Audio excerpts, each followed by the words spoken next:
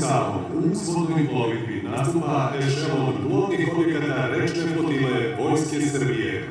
Ešelon plovnih objekata rečne flotile sa broda posebne namene 30 Kozara komanduje kapetan bojnog broda Darko Stričić, komandant rečne flotile. Na čelu ešelona je zastavni rečni patrolni brod 111.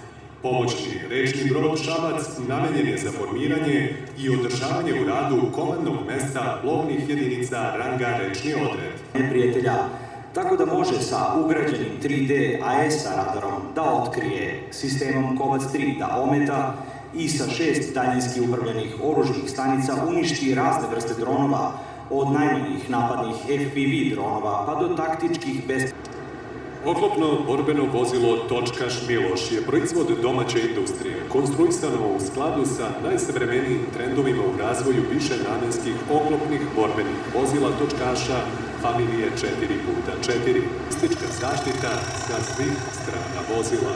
Također je opremljen i inercijalnim navigacionim sistemom i setom digitalne komunikacione opreme koja omogućava da se senzorima prikupljene informacije o ciljevima u realnom vremenu prenesu kroz komandno-informacioni sistem višeg nivoa komandovanja. 72 sa dvostrukim hranjenjem i sa spregnutim mitraljezom s radnjom pasivnog termovizijskog lišanskog sistema omogućene su zasedna dejstva danju i noću sa skraćenjem vremena emitovanja radara i izlaganja dejstvu neprijateljskih protivradarskih raketa 10 km.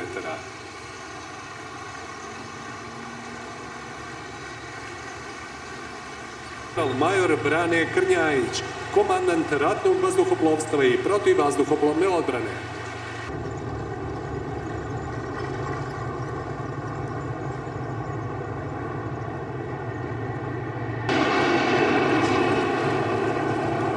Vazduhoplovne brigade za operacije. 1200 metara iznad nas nalazi se helikopter H-145 sa pripadnicima 63. padobranske brigade.